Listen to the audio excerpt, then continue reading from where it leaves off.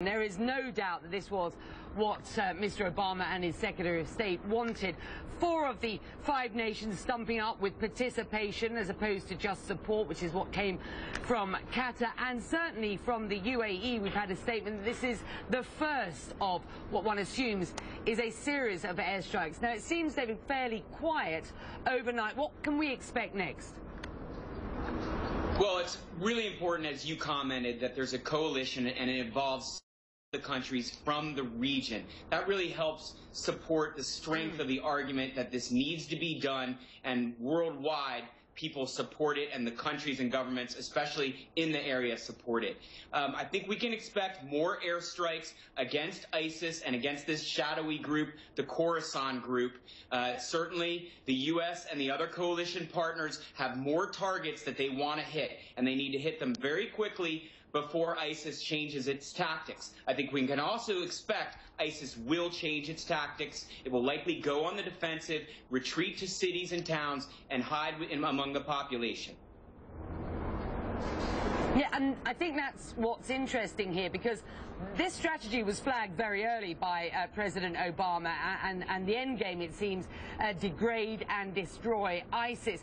It's what happens between now and then, isn't it, that is absolutely crucial now, as you have a sort of group that has moving parts back and forth over a border that they don't even recognize. We've seen some 200 airstrikes over Iraq of late. Nana Corrin, who was there, says, you know, you see these airstrikes, air cover for those working on the ground, and there are troops on the ground there, the Peshmerga, the Iraqi government forces, for example, but they just come back. They go away and then they come back. Will or could we expect the same thing in sort of headquarters in Syria by ISIS, do you think? It's going to be a difficult one, isn't it?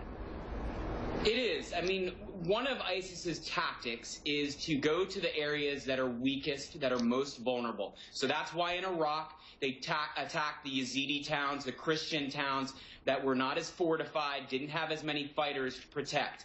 We now see more recently ISIS doing that in Syria, attacking some of the Kurdish towns in the Kurdish area of Syria. They probably wanted to do that before airstrikes happened. They wanted to infiltrate those areas which are a little bit weaker, and they also wanted to make it tough for the U.S. to use that as a supply and support area. As you know, the coalition is considering putting in place perhaps a no-fly zone. The Kurdish area of Syria is one place where they could have done it. So we see ISIS moving to different places, finding the most vulnerable areas, and I expect also moving into the cities and towns, hiding among civilians. That's what we can expect.